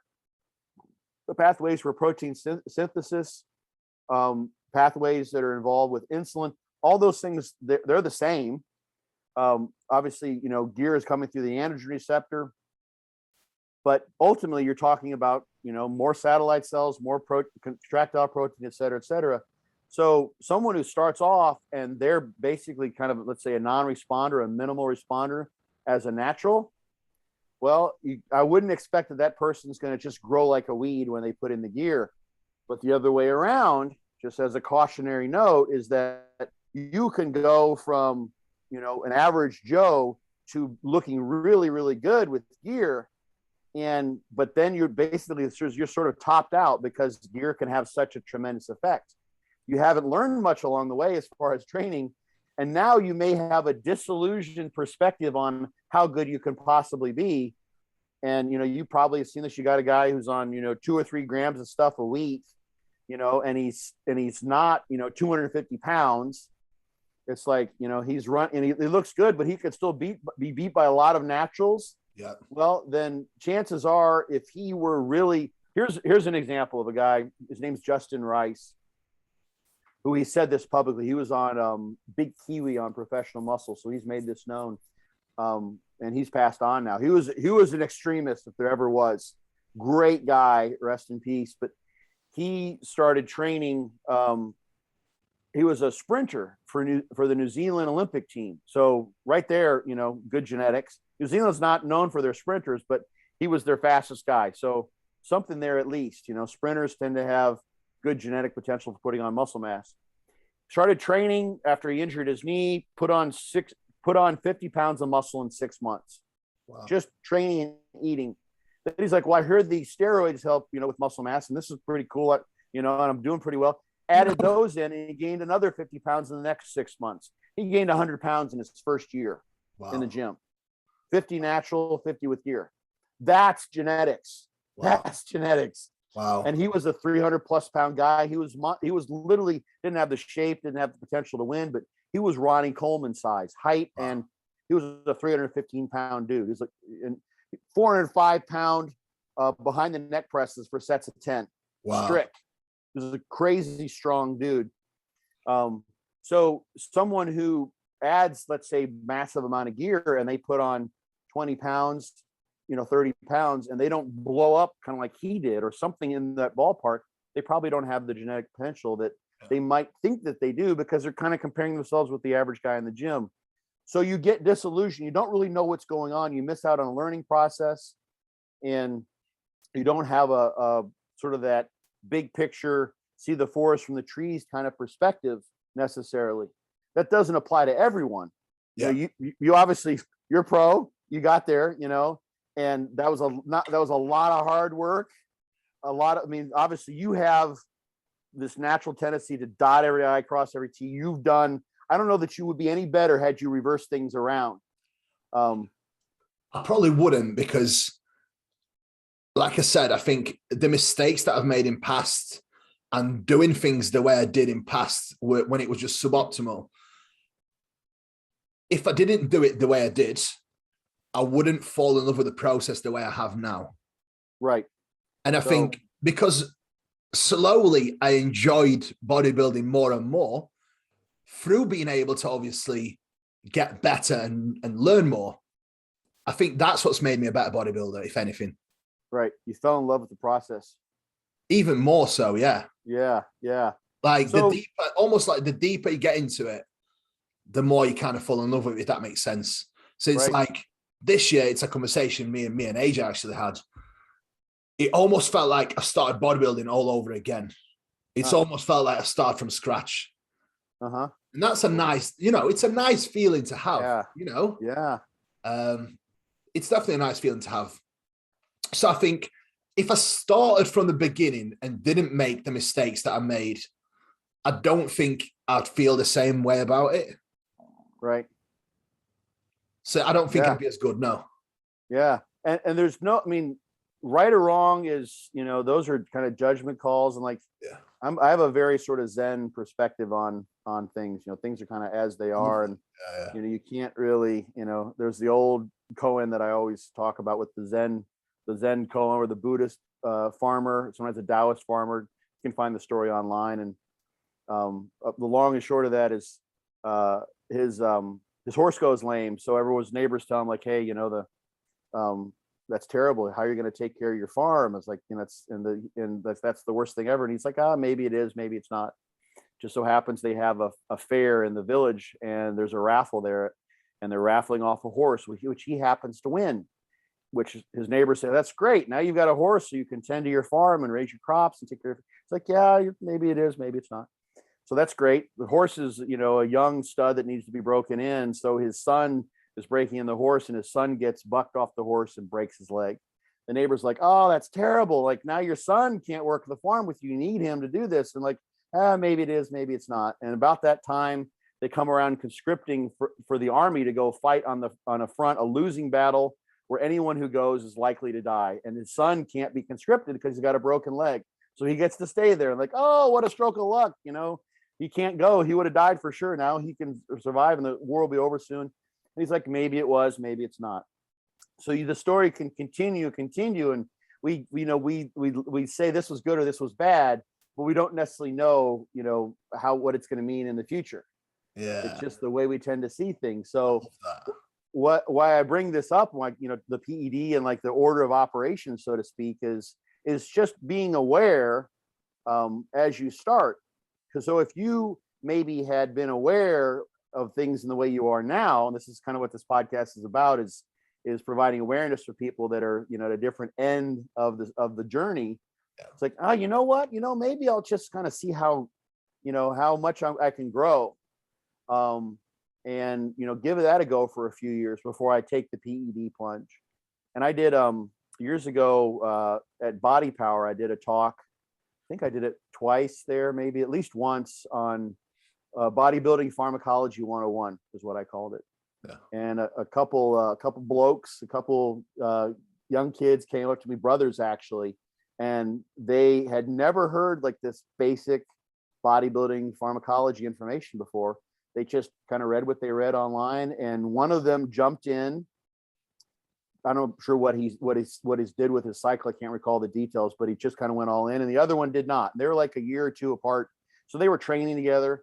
And the one guy, didn't know any idea what a PCT might be, didn't know how to restore his hormonal milieu, and he was pretty messed up. Like, we talked for quite a while after this talk, and he had to see it. He couldn't get help from a doctor, and he lost his relationship with his girlfriend. It really wreaked havoc on his life. And they were just really, really happy because they wished they'd heard the information that was giving them years before, and knew what was going on, because no one ever said these things. Just basic, pharmacology, pharmacokinetics, pharmacodynamics. And they were really, really thankful that they now kind of understood it, actually put a lot of those pieces in place. Like, that's why that happened. That's what I could have done. That's what I should have done. So the knowledge is, I think it's valuable and powerful to have. So it's not right or wrong. It's just, the way to do it. And that guy, Justin Rice, like, would he have been 400 pounds if he had like switched that around and started here at the beginning? I don't think so. He still gained 100 pounds in a year, so It didn't matter. But it's just worth knowing, especially with those people who don't maybe have the ultimate potential, or not willing to do what it takes or would take to, go all the way, so to speak, with their bodybuilding. It's not going to be a lifestyle for them. They may say, I'll just, do a cycle of 1,000 milligrams of tren.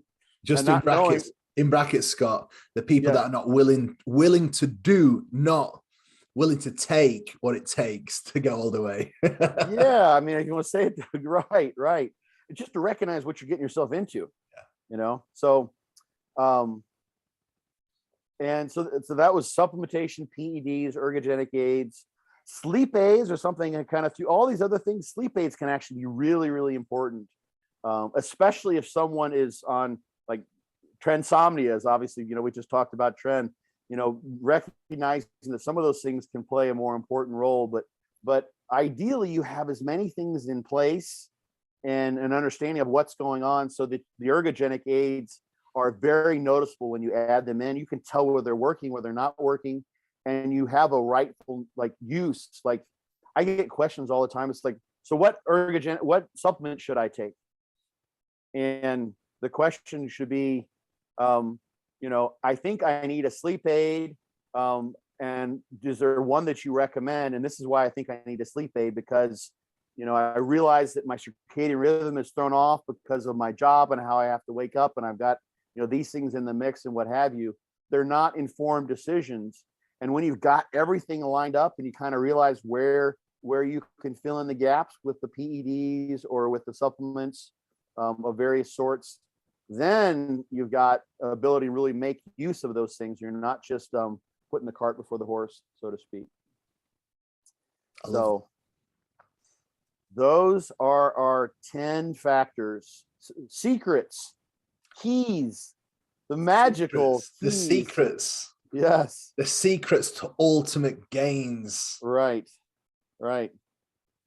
So I put in here, I think we covered this last time, this honorable mention of planning ahead so that you don't lose what you gain. And that's that idea of, like, in the big picture, structure your off season so you've got some time to solidify those gains. We covered that. So that always is worth repeating.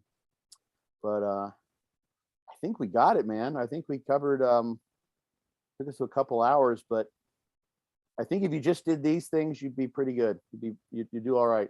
I think if anybody listens to this and actually puts into action part 1 and 2, they're going to be a great bodybuilder. Yeah, as best as their genetics will allow. And that could be pretty damn good. I mean, there are people that just don't respond to some degree. You see that, and it's in the literature, but I almost kind of wonder, I'd love to see, like, for instance, I may have talked about this the last podcast, but one of my favorite sets of studies was where they used an internal control, so to speak, or they used a model where they trained one leg 5 times a week, just knee extensions. I talked about this one last time. Yeah, I think we did. Yeah. We're good. Yeah, because I mentioned a lot. It's great. But some of those people grew really well from one strategy and not the other, 5 times a week versus 2 or 3 times a week, and vice versa was true.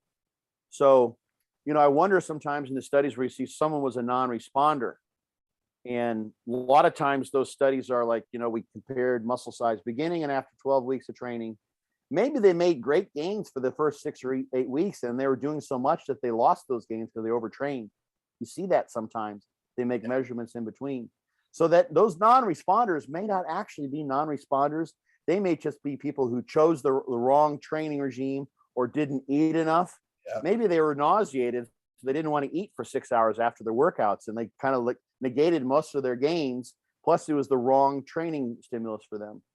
So doing these things I think you could probably, if God forbid, this sounds like, an infomercial like promise, but you could take someone who's a non-responder and turn them into a responder by being intelligent in their approach, which doesn't always happen. I believe that. And for anyone listening as well, that's kind of Scott's speciality as well, to make non-responders respond. So if anyone is struggling, reach out to Scott for a consultation, as I'm sure you can pretty much help anyone solve, anything bodybuilding wise, and probably life in general as well. I definitely think Scott's a little bit of a problem solver in the industry for sure. I'm a typical guy. I like to solve problems, Yeah. But I will tell you the thing that I try to do. I try to help people learn how to solve their own problems. Yeah. So I have a thing before anyone reaches out. I have a thing that is a very common phenomenon is people want to just chat with me because they enjoy the conversation. I say, well, what are your questions? And they haven't really formulated. They haven't sat down and done the deep thinking to kind of figure out where it is that they have a stopping point. Have you? And just in getting people to do that, a lot of times they'll figure out two of the 3 topics they wanted to talk about. They'll get their answers, and then when they're like, okay, now I don't know what to do. I've really I butted up against my own abilities to problem solve. That's where I like to help, because then someone's really ripe. They've got all the pieces floating around in their head, and they're really ripe to help me have me maybe come in if I can and bump things together in a way that gives them a solution for whatever issue they're trying to get through. So yeah, I always say it's, common saying, but I try to teach people to fish rather than just feed them fish. I love that. That's a great quality. That's a great quality in any coach, though, because at the end of the day, that's what real coaching is about, in my opinion. Yeah, being a teacher, I think. Yeah. Teaching people how to learn as opposed to just giving them information. Yeah. Because then you can carry that, you can do that the rest of your life, Teach someone how to be a good learner, then they don't need you anymore. That's the opposite of how many coaches want to. Part of what you actually can do is create an unnecessary reliance on the coach, because they're not learning how to figure out things on their own. They're relying on you for all the information. It's a good way to have a repeat customer. Yeah. But I don't want repeat customers. I really don't. Scott wants to tell you what to do and basically tell you how to figure out your own shit and then let you off. Well, yeah, because like, how wonderful is that? To have someone like, when I had people who have I'll do my shameless plug now because I keep the book here just for this. But I had people pick up the book. And it's all about kind of like figuring it out on your own. I will have people message me like after a year. They say, I bought your book a year ago. I used the book as my guide for a whole year, and I just competed and won my class at whatever show. And I'm like, oh, that is so awesome. And they didn't have to do anything. Like I knew nothing about this necessarily. I can't even see if they buy the book on Amazon. I don't know who bought the book. And they just came to me and said, hey, thank you. And they did it all on their own. I'm like, and I compare, there's something to say with working with the coach and having that communion with another person, but there's a certain kind of internal reward with having figured it all out on yourself and kind of done it all and line it all up. It's like, how much did they learn and how rewarding was that to have done that? And I'm like, just to have been able to have the ability to have given someone that opportunity to feel like the book was what opened that door for them going down that pathway. Is just so rewarding for me, because that's something I hope will carry over into other aspects of people's lives too. I definitely agree with that. I think it's just the reward system of doing it yourself is definitely a lot different. It hits different a little bit as well. Yeah. And you can help other people. You can pay it forward that way too, because why you're doing things. You've gone down the dead ends, like, oh, that didn't work for me. Like, I think about this. If you're going to do that, this may happen to you. So just watch for that. You learn the hard way. That's how I pretty much learn everything, unfortunately. Love it. Yeah.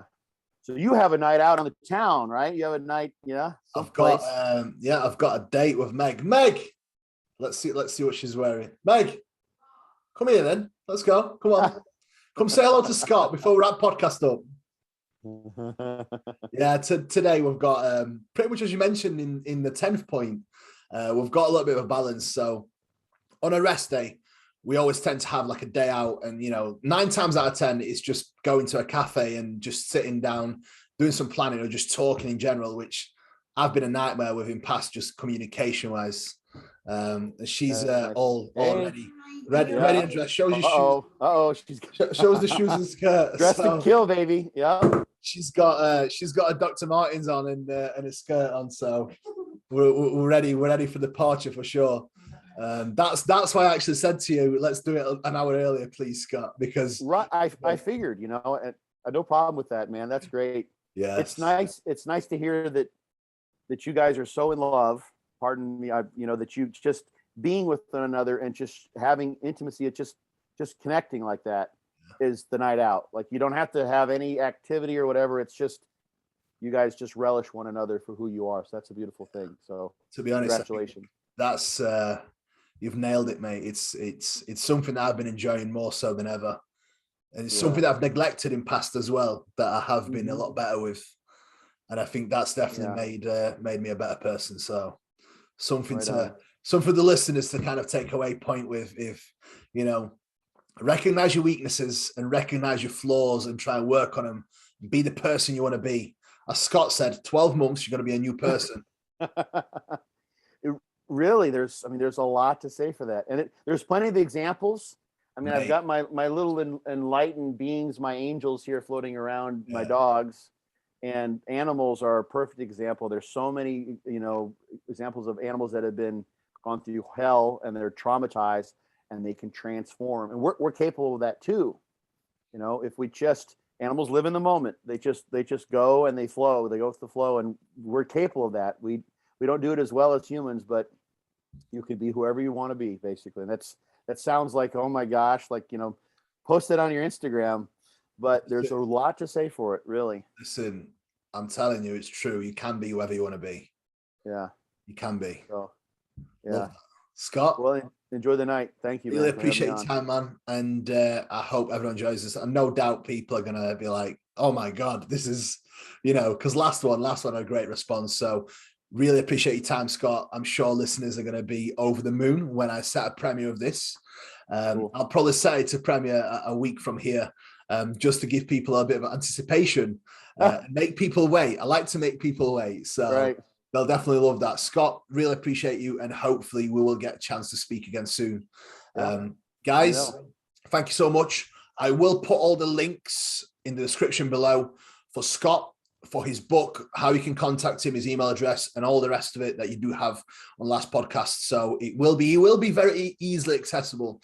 So thank you so much, guys. Take care and peace.